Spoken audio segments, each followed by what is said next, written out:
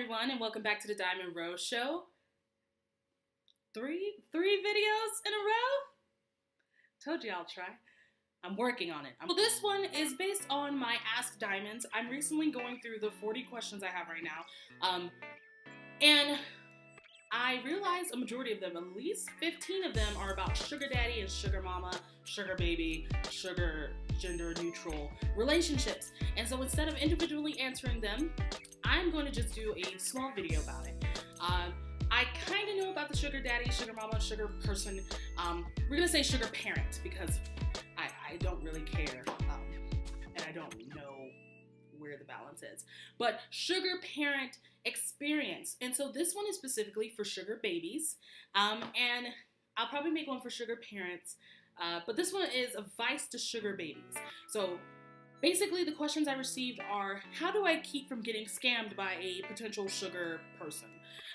So I'm just going to give you a couple of tips that I think is common sense, but then again, I don't know. So we're going to try to see what's going on. Alright, so hunker in and you might be surprised at what I say. Alright. The most important one that I feel is never give out your bank account information. So you more than likely will encounter people who say something like, baby, don't you trust me? Just give me those money, the digits so I can put some money in your bank account. Obvious response to that should be, No, God! No, God, please! A lot of sugar babies are constantly being scammed by people that, claiming to give you big bucks just to have your bank account information. Now, to be honest, I barely, trust my own parents with my bank account information because it's just once it's out there, so many people have attachments to it. And especially for someone you have not met who's claiming that they want to give you money for either nudes, your time, sex. This is very, very irresponsible to do. So what I recommend, you get yourself a PayPal, a Cash App, Venmo, something like that. And if the sugar person decides to say something like this, oh, I don't use that, I've always been burned with that, people try to scam me with that, I only trust bank accounts. Scammer. Because any person with half a brain will know that it's much safer to send money through Venmo, PayPal, anything like that, than actual bank account information. Because even if you gave them your information, there's a way for you to get their information from those transactions. So any person with half a brain wants to do those little things where, I can send you 15 bucks, 20, 100, 1,000, how much? In a secure way that does not attach my bank account where you can see the information. So I'm just saying. And that usually weeds out the scammers instantaneously. In fact, they'll probably block you after that if you are very deliberate in your saying of, I refuse to give you my bank information. I am only using these things. And if they keep giving you the runaround, you block them. Bam. Spare your nudes. So a lot of people online are buying people's nudes. So unless you are completely fine with that and you have, we are very sex positive right now and you really don't care about your nudes being out, that's fine. Ignore this, skip. But if you are someone that, treasures your nudes because you're aware that, it could be detrimental to your not personality, your reputation, your job, family, anything, I say spare your nudes. Do not send out nudes if you have not met with this person. So if this is, say, you're online and some dude from Scotland's like, oh my God, I want to see you naked and I will pay you for those nudes, I wouldn't do it. Simple as that. I just wouldn't do it. One, because unless they did the, very first one where they're able to use PayPal, Venmo, anything like that, if they refuse to do that and they only want nudes for now, don't do it. Don't. Because the moment you send them a nude, they are going to block you and your nude is now somewhere in Scotland, or if they're even in Scotland, they're somewhere else. And that's not something you want to deal with long term. Especially if you're someone that, really needs to make sure that is kind of blocked off from the world. So I say spare your nudes. But if you have an established relationship with this person and they're like, you know what, hey, I would like some nudes instead of having sex, or, whatever the arrangement is, go for it then. But still spare your nudes because those can be used as ammo against you. Just saying. Reverse image search.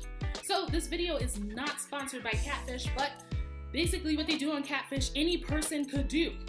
And hopefully through the, well, actually no, because Catfish is still going on. I mean, not now, but whatever. It is still a TV show that happens simply because people do not know how to use reverse image search. So I say watch some Catfish and see how Neve and his crew do it. But it's as easy as they sending you a picture, you downloading that picture, you go into Google, search by images, bam. So if old dude is saying that his name is David Beckham, and turns out it's not, because it's probably not. Come on. Or they have a really, really, really great picture, and you're like, oh, this must be the guy named Jonathan. But it turns out that it's a porn star named James Dean. I guarantee you James is not emailing you, asking you for news, or trying to be your sugar daddy. So, reverse image search is going to be your best friend to keep you from getting catfished. Because I don't know what's worse, being scammed out of your money or being scammed out of your money by catfish so there's no way of you tracking it down. So at least if the person you met them, you've seen their face, you've established that, and they scam you somehow, you can tell the police, hey, it was an actual person, I met them, this is what happened. But if you're claiming that James Dean, a porn star, scammed you, there's no way of that, being traced back. So, reverse image search, it's gonna be your best friend. You can use that in anything, honestly. In fact, I personally would take one of your own photos that, has been online for a while, reverse image search that, and see if any other person is using your image as their own. But that's a different conversation for a different video. Yeah, just a thought. Video chat. Video chat. Telephones, cell phones are not reliable anymore. Voices can be altered. People can sound like other people. You need a video chat. And when I say video chat, I mean an actual video chat. No bullshit like this. Oh, I can't. I look so bad right now. But this is totally me, the guy you've been texting. Can you send me $50? You need a video chat where their face is showing. Where they are here, physically. Look. Faces. All too often, people are way too trusting of other people on the internet, and that's getting them screwed. Because you can claim, oh yeah, I video chatted with him all the time. Yeah, and it turned out you weren't. You're probably video chatting with someone completely different. As I referenced once again, Catfish. There were so many episodes of people claiming that they video chat with people when it wasn't even them. And you were okay with it being a completely dark room with a hoodie on or blanket on, or they're not even in the camera. They're just kind of like, oh yeah, I'm not really big on cameras, but I'll totally talk to you like this, The phone call. You phone called a freaking wall. So, video chat. And if they refuse to show you their face online, block them. It's done. And finally, cut your losses when you can. So if you realize you've been talking to this person for weeks and they have done nothing and they're refusing to video chat, they want your bank account information, they want to know what your passport number is, what your social is. If they want all this, cut your losses and dip. Yeah, this person may have claimed that they're going to give you $500 every week to be their sugar baby, but you know what is better than getting $500 scammed out of you? Getting a regular job, At least they won't scam you-ish. It depends on who your, employer is, but that's different. So, learn to cut your losses.